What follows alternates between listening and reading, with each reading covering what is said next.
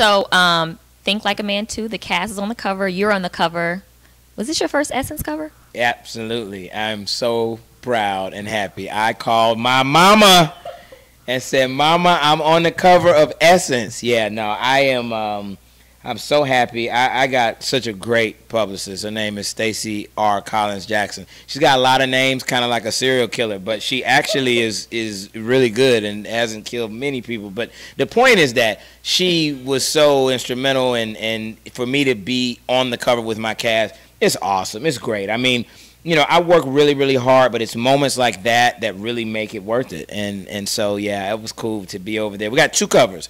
One with the ladies that think like a man and one with the men that think like a man. So that's all part of what has to happen to make a film a success. You need that. You need to go out. You need to have promotions. You need to have screenings. You need to – I always go and ask my cast to go out and go to different markets and do screenings with people. Every movie doesn't do that. Every movie doesn't take a cast and travel them city to city to city. I do that, and I got a great cast that's willing to do it, but I believe you have to go out and touch people. I believe if you want people to support you, you have to go and take your project to them, and that's what we've done with this. Okay, so that's not your first cover, though. I've seen you. No, it's not my first magazine cover ever. No. I've been fortunate to have some, but Essence is very special. Speaking of Essence, huge proposal last year. Yeah. You did a really big proposal. Yeah. How did you know she was the one? You know what? Because she completes me. And I work really, really hard in my life, and I work hard in my career. I work hard in my personal life. I spend a lot of time with my kids. But, you know, until I met her, I didn't have anybody that really kind of completed me. Because I do a lot of things for other people and a lot of things to accomplish things. But you know, what she does for me is she just makes it all real. She brings it home. She grounds me. She really is my center. And so I didn't realize I was missing that and that I needed it until she came into my life. So I was so happy to be able to propose on the Essence stage last year. And so I'm going to break up with her publicly on the Essence stage this year because that just feels like the thing. Yeah, I mean, you know, come on. What have you learned about love? You know what? That it's true. Even if circumstances or people or situations are not, love is always true and it's always pure. And so if you have love, and that can be, you know, love between you know, a man and a woman, or you know, 2 sisters or 2 brothers, or you know, a love of a craft, you know, whatever it is, that feeling, that passion, that desire, that truth that is the love is always going to be real. You can always count on it. What we do with it, that's what makes us human, and we don't always treat it right.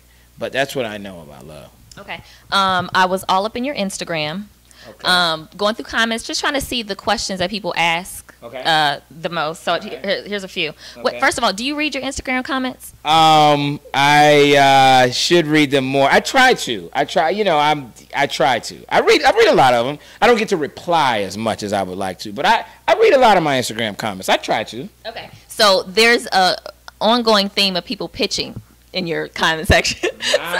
My Instagram page is like hireanactor.com. buyascript.org. That's what people think my Instagram page is. So it doesn't matter what I can post. I can be like, hey, just got out of the hospital, the stitches are gone, the surgery was successful, got the new heart transplant, Jesus is good. And literally the first 3 comments, I have an amazing story, I need you to come and write it. I'm an actor, how can I audition for your movies? I really need to be a part of your company. I mean, no matter what. So yeah, I noticed. Yeah. So my question out of all that is, realistically, if people wanted to pitch something, what avenues, I'm not saying even necessarily to you, but what should they do? What avenues should they be going to? You know what? I'm going to be honest, though. I actually am making light of it, but social media is not a bad way. I've connected with people on social media. It's been more Twitter than Instagram. Because you can have a dialogue, you know, either publicly or privately. And so I've had people ask me questions that I'll respond to, and then maybe they'll say, well, you know, I have an idea in this arena, or it's not so much ideas that I will accept via Twitter, but connections, you know, people that, you know, or actors. I've had people that I've brought in to read based on, you know, an interaction that we had on Twitter where, you know, this actor, you know, or actress, you know, was talented and was able to show me that. You know, people will send me shorts, and I watch them, you know, sometimes. I can't watch all of them because I get a lot, but social media is not a bad way, honestly, for people to connect with somebody like me because, you know, everybody can't come to the office, and I can't read every script, and even my team, you know, we get inundated. Okay. 3 quick pieces of advice for aspiring filmmakers, because this was based on your Instagram comments. Yes. Okay. Aspiring filmmakers. You know what? It's simple, and it applies for aspiring filmmakers. It applies for aspiring artists, actors, directors. Never give up. Believe in yourself. That seems easy, but it's not. You have to believe in you, no matter what. This industry will make you question yourself and doubt your skills and your talents, but you can't doubt you. And define your own success. Don't live for what somebody else says is successful. You define it. Set the bar high, push yourself to achieve it, and then raise the bar even higher. But you control your success. You be the one that's defining when you've achieved success. Don't let this industry or anybody else, no matter what their title may be, define that for you. Okay. Before we wrap up, general life questions I ask everyone. Number 1, what keeps you up at night? Probably, you know, the project that I'm going to do 5 years from now. You know, I spend a lot of my days and waking hours working on stuff that's in the present and in the now, but I'm definitely a long-term thinker. So what keeps me up at night is probably what's next. You know, what's the next thing that I can do or that I need to have my hand on, or the next talent that I can find. Biggest misconception about who you are? Biggest misconception. I mean, did you see anything in Instagram? Any kind of concept? I don't know what. I mean, I think biggest misconception may be that I'm a director. I get that a lot. People's great director. I love, you know. No, I'm a producer. A lot of people don't understand the difference. You know, the director is the person obviously on the set, you know, yelling action and cut and paying attention to the minutia. Producer's more of a macro role. I'm the person that has to bring in the director and the actors and get the financing and the distribution. So I'm a very creative producer. And in addition to that, I have a lot of business responsibilities that directors don't have. So, you know, I would say maybe what I actually do as a producer may be one of the biggest misconceptions. Okay. What lesson took you the longest to learn? I would probably say I'm still learning it. I'll be honest with you. I mean, I am learning something new every day, but I'm a pretty quick learner. I can be stubborn, but usually it's because, you know, it's something I don't want to give up on. So I don't know that there's anything that, you know, I try to do, and I just had to say, oh, you know, it's not going to work, because I'm still trying to do it. You know, I'm not somebody that gives up easily on anything. So for me, I think it's about every day learning something, even if it's small, new, that will help progress me and get me to the next level. Most annoying interview question?